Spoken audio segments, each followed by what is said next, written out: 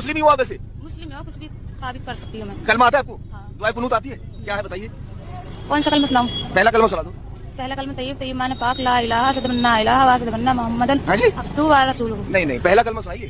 पहला कलमा तैयब तैयबान पाक ला इलाहा सदबन्ना इलाहा वा सदबन्ना मोहम्मदन अब्दुहु व रसूलुहु। अच्छा। अब इनको देख लो, ये कहीं से मुसलमान लग रही है। फिटकार बरस रही, लानत बरस रही इसके चेहरे पर।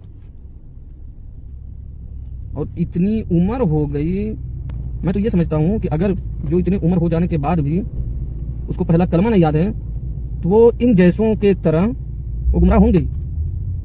जिसने कभी अपने इस्लाम के छोटे से कलमे की तरफ ध्यान नहीं दिया, फिर बोलते हैं मुसलमान है। मुसलमान का मतलब ये नहीं कि सिर्फ पहनावा और ये दुनियावी रिवाज जो बने हैं वो सब करना। मुसलमान का मतलब ये है कि अगर मुसलमान हो तो मुसलमान के इस्लाम के जितने अहकाम हैं उस पर अमल पैरा होने को।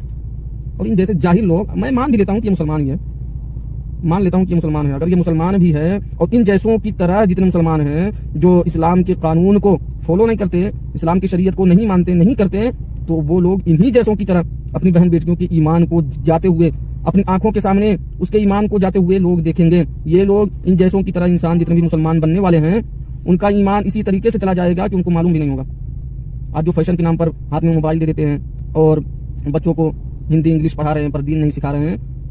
हिंदी इंग्लिश जितनी भी है वो सब चीजें बाद में, पहले तो खुद जो माँ बाप हैं वो अपने आप को पहले इस्लाम के साँचे में ढालें, उसके बाद जो है बच्चों को घर से तरबियत करें इस्लाम के बारे में।